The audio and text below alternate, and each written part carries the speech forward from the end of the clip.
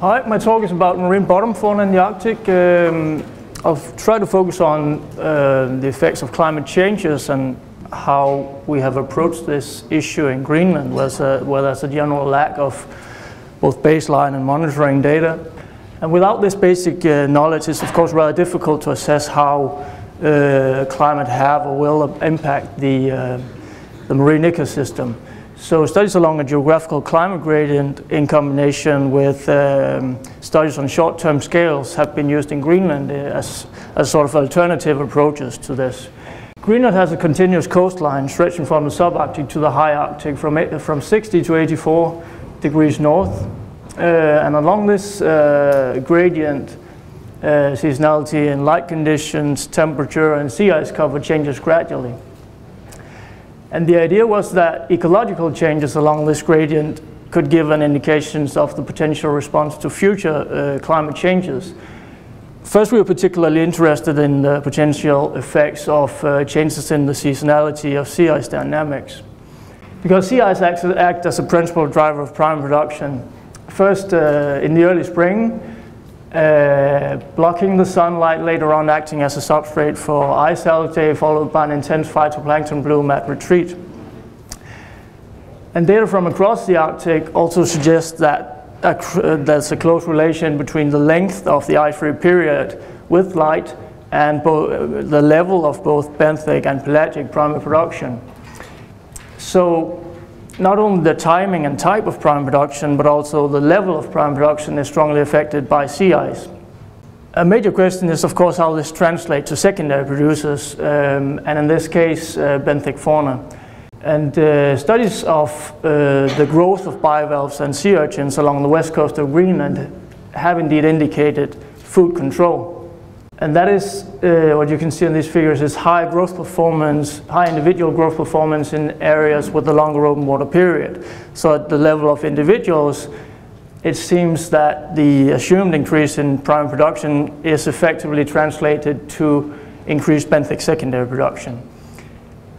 And this is further supported if we look at year-to-year variation in bivalve growth and sea ice, which are significantly correlated in the high Arctic localities in Greenland.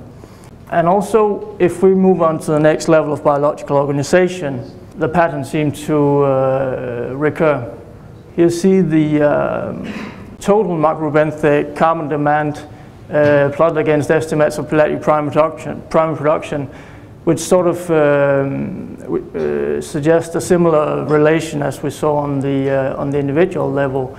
So these combined results seem to indicate that a warmer Arctic will lead to higher benthic secondary production, which seems as a quite reasonable conclusion. What these studies haven't considered, though, is how climate affects community structure, which is a major question because it ultimately affects ecosystem function.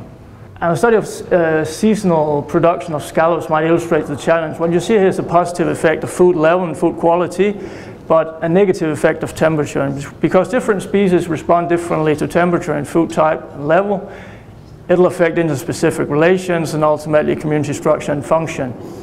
And to be able to assess this, we need to conduct our studies at community level, but also include the geographical component. And actually, 3 benthic field campaigns have been carried out recently, together covering the entire west coast of Greenland, which might help shed light on this. The major findings of these 3 surveys was, however, that first, extremely high habitat heterogeneity, very high species richness, and third, many rare and potentially new species. So despite this dedicated effort, the baseline description remained incomplete. Surprisingly enough, though, the lack of baseline data is not unique for Greenland waters. It's a more or less common problem in the entire Arctic. A major conclusion in recent Pan-Arctic data compilation was that the sampling effort varies so much between regions that it makes comparisons difficult. It also stresses that we're nowhere close to a complete baseline description of macrobenthos in the Arctic, which obviously sets some limitations to our understanding of the processes in this habitat. So a quick status on the benthos is that we have identified direct and indirect effects of climate on the level of production and carbon turnover. However, when it comes to community structure, we're still in the phase of sort of building up enough data to describe and explain the large local variation. So what is really needed now is that we continue to build on the baseline descriptions and try to establish monitoring programs to include the temporal component, and also try to reduce the very large white areas on the map. Next, we need to focus on processes, direct effects of climate-related variables, which may include studies on measurements on different functional levels that are coupled in time and space. And this is, of course, very comprehensive, and in respect of how long time this may take, I'll only mention shortly that we have started up projects, parallel projects in the Rocky Intertidal in Greenland with a sort of similar focus. And there's a number of good reasons for doing so in terms of studying climate effects. One major point is that the possibility of conducting manipulative experiments in situ at community level. And there I run out of time, I think, so I'll only say for now that there are lots of ongoing activities in the Intertidal, and if any one of you are interested, I'll be happy to share it with you. So that was what I had. Thank you.